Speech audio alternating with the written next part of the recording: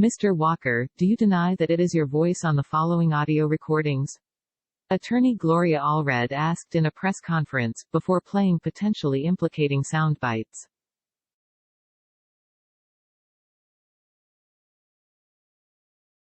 The second woman to accuse Georgia Senate candidate Herschel Walker of urging her to get an abortion is offering new evidence to support her claim after the former football star called her story a lie.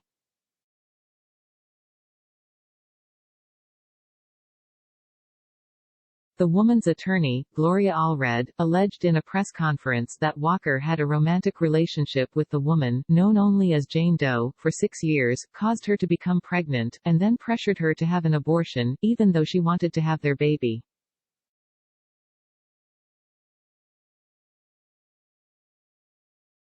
According to Allred, Walker and his intimacy lasted from 1987 to 1993. On Tuesday, Allred released a slew of evidence to try and shut down any denial from Walker's end thought they isn't familiar with Doe or her former situation.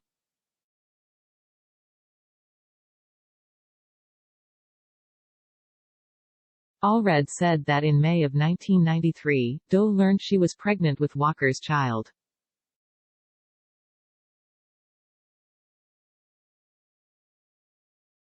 My client did not want to have an abortion. Allred added that Walker allegedly said concerning things, making Doe fear he was going to commit suicide, or harm her and the baby if she did give birth.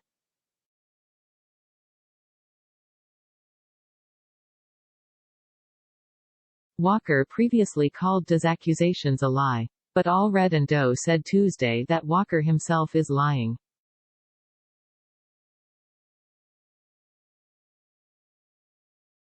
We have overwhelming evidence which supports the relationship between my client and Herschel Walker, including letters, audio recordings, diaries, cards, notes, photos and a declaration from a friend, Allred said.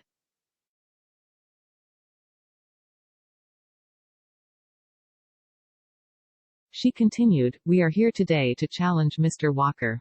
Mr. Walker, do you have the courage to meet with Jane Doe, look her in the eye, and tell her that you do not know her? That you never told her how much you loved her? That you never met with her parents, or wrote them a letter, in your own handwriting in April 1993? That you did not make phone calls to her, telling her how much you loved her when you were at the Olympics in 1992? Mr.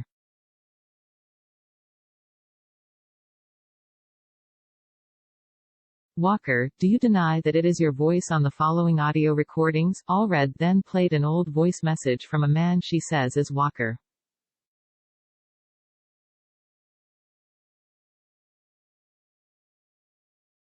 In the recording, the man says, "Ah, you, this is your stud farm calling, you big sex puppy, you.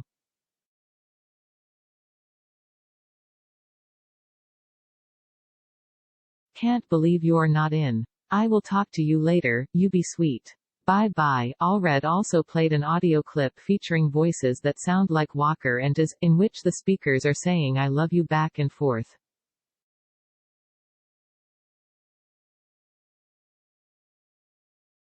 Elsewhere in the press conference, Allred read from a letter that Walker allegedly sent her client's parents in April 1993.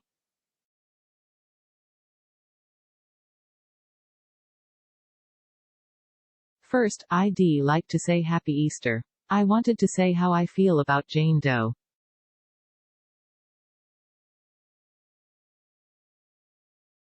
Sorry I didn't talk to you too when you were in Dallas, my problem is going slow, I don't want to say anything that is wrong, the letter reads.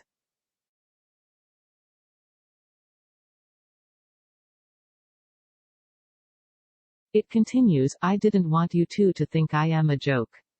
I know now if you two are to understand, I have to say something.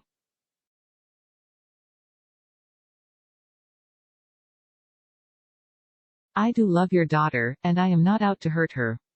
She has been a strong backbone to me through all of this.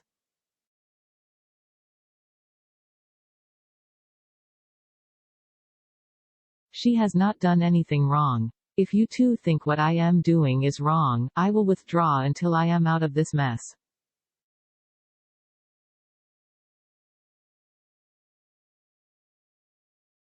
I am sorry if I have put your family through so much.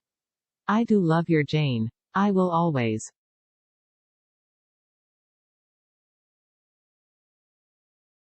Asked why she chose to come forward now, all these years later, the woman told reporters she had intended to take this to my grave.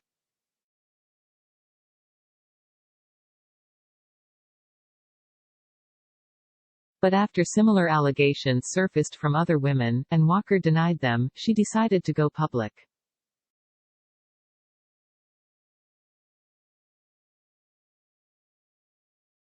I knew that he was lying based on my own experience, she said through tears, and I needed to come forward.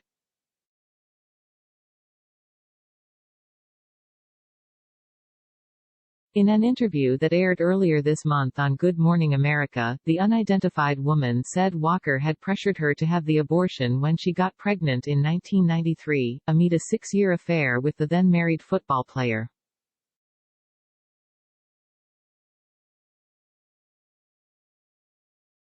He was very clear that he did not want me to have the child, the woman said. And he said that.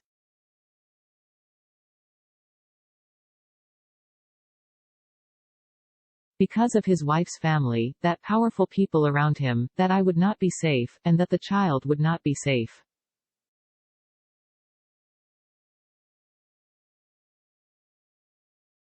The woman added that the comments were very menacing, and I felt threatened, she said.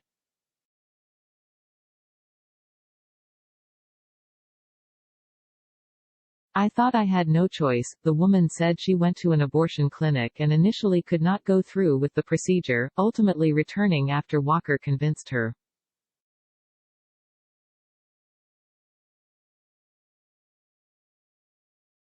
He came to my house and picked me up, drove me to the clinic, and I went in alone, she said, adding that Walker gave her cash to pay for the abortion.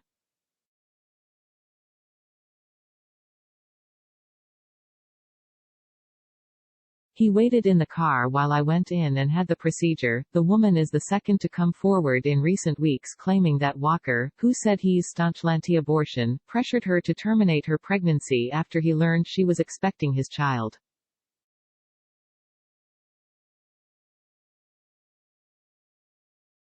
Like the second woman, Walker denied the claims of the first woman, calling them lies.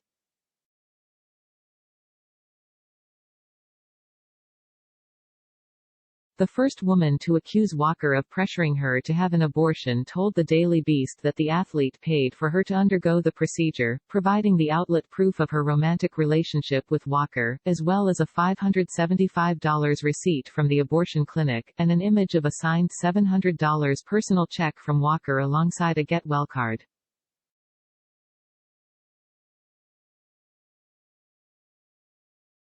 In the wake of that report, Walker told Fox News host Sean Hannity, "I sent out so many get well, I sent out so much of anything.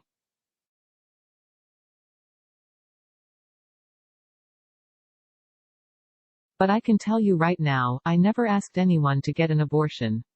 I never paid for an abortion, and it's a lie."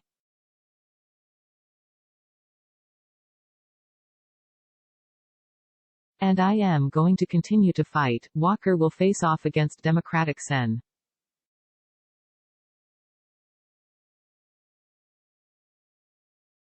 Raphael Warnock in a Georgia runoff election next month to determine who wins the Senate race after the candidates came in neck and neck in this month's general election, with neither reaching the required 50% vote threshold to win the race outright.